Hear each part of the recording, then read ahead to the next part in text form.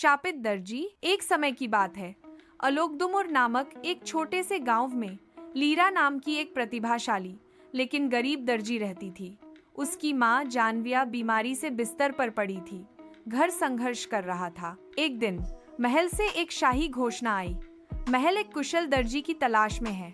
बदले में सोने के सिक्के दिए जाएंगे। अवसर देखकर लीरा जाने का फैसला किया के लिए है एयर मदर। जानविया रोई और कहा, बहुत सी सिलाई करने वाली वहाँ पहले गई हैं, कोई वापस नहीं आई। यहाँ तक कि सेलियो भी वापस नहीं आया। मत जाओ मेरी बच्ची। लीरा ने उत्तर दिया, हम कब तक ऐसे जी सकते हैं माँ? मैं वादा करता हूँ कि मैं वापस आऊंगा। लीरा महल में पहुंची। मैडम रोथेना ने उसका स्वागत किया। आपकी शिल्प कौशल सराहनीय है लीरा, लेकिन हर कोई अपना काम यहाँ खत्म नहीं करता।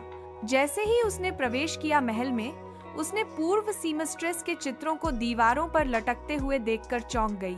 उनकी आंखों में दहशत थी। उस रात जब लीरा सिलाई कर रही थी तो उसने अचानक एक आवाज सुनी, क्या तुम लीरा हो?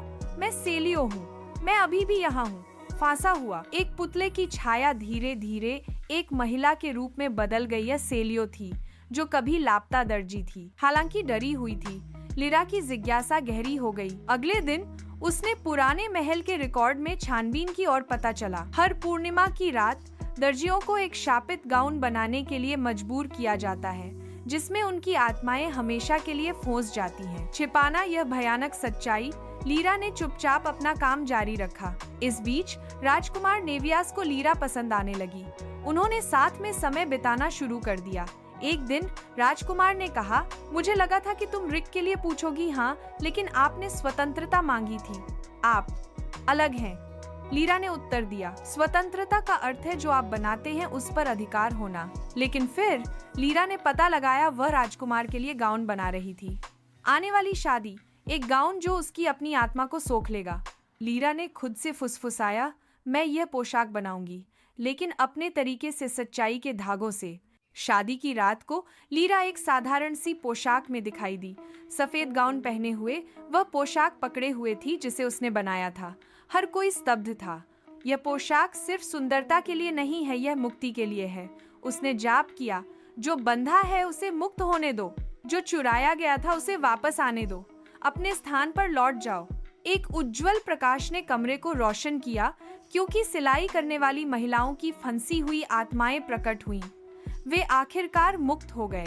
हर कोई श्रद्धा में लीरा के सामने घुटने टेक गया। राजकुमार नेवियास ने महसूस किया, उसने अपनी गलती की और माफी मांगी। मैं एक नया राज्य बनाना चाहता हूँ, एक ऐसा राज्य जहाँ किसी भी प्रतिभा को फिर से कैद नहीं किया जाएगा। क्या तुम मेरा साथ दोगे? लीरा धीरे से मुस्कुराई और कहा, हाँ, लेकिन सिर्फ तस्वीर आपकी रानी के रूप में, एक स्वतंत्र कलाकार के रूप में। अंत। लीरा महल की मुख्य दर्जी और शाही पत्नी बन गई। फिर कभी किसी आत्मा को गाउन के अंदर कैद नहीं किया गया, और महल के बगीचे में एक विशेष मेमोरियल बनाया गया था उन सभी सिलाई करने वाली महिलाओं के लिए जिनकी आत्माएं कभी शापित कपड़े की तहों में खो गई थीं। यदि आप चाहें तो अब मैं अंग्रेजी आधारित AI छवि संकेत उत्पन्न कर सकता हूँ, संगतता के साथ।